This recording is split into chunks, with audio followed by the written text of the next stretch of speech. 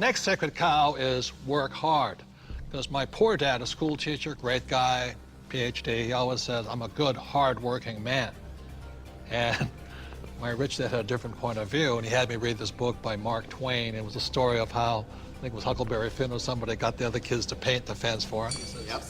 He says, that's working hard. You want other people to work hard for you, and you want your money to work hard for you. That was his lesson.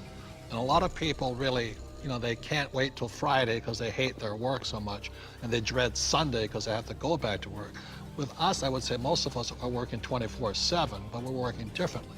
And I love our work. And it's challenging, there's problems and all that stuff, but I love it. So we work hard, but we don't work hard in the normal sense of working hard.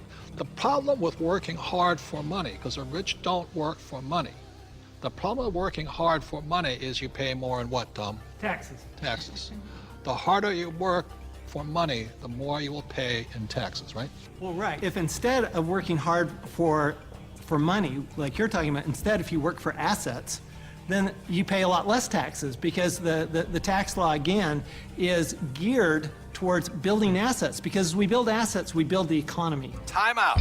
The big difference between E's and S's and B's and I's, E's and S's focus on the income statement, and B's and I's focus on the asset column. My rich dad simply said to me, he says, assets put money in your pocket whether you work or not, and liabilities take money from your pocket.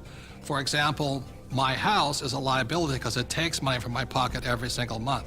Yet my rental properties are assets because they put money in your pocket whether you work or not. One of the reasons so many people are struggling financially today is they're buying liabilities they think are assets. As we build assets, the economy grows, and the employees get benefits also, because now we have more jobs for more employees. But on Michael's side, why are people working so hard is because the Fed's also working hard printing money, right? Yeah, people.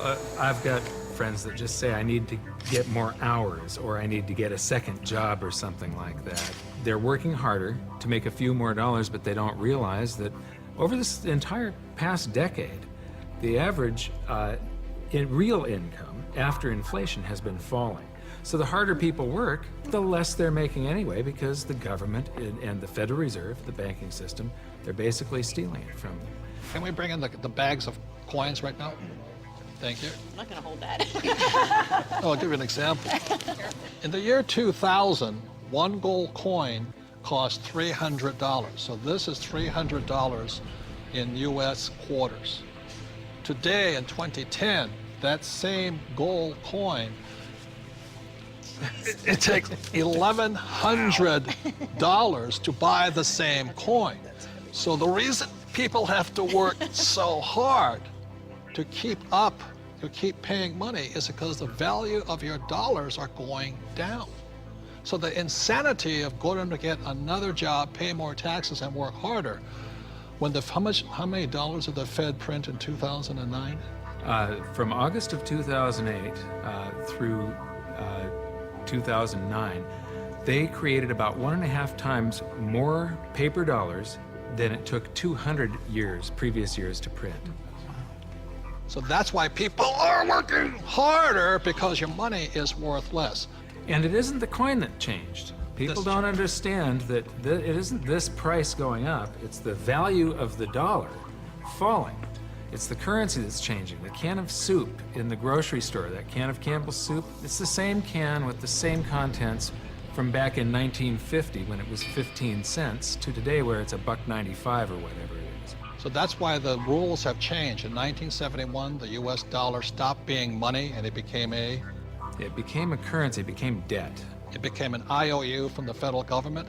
And the thing is, they can print as much as they like of it. And the more they print, the harder you have to work. It all takes place in your head. Take this glass here. In this case, the glass here is context. It holds the content, in this case, the water.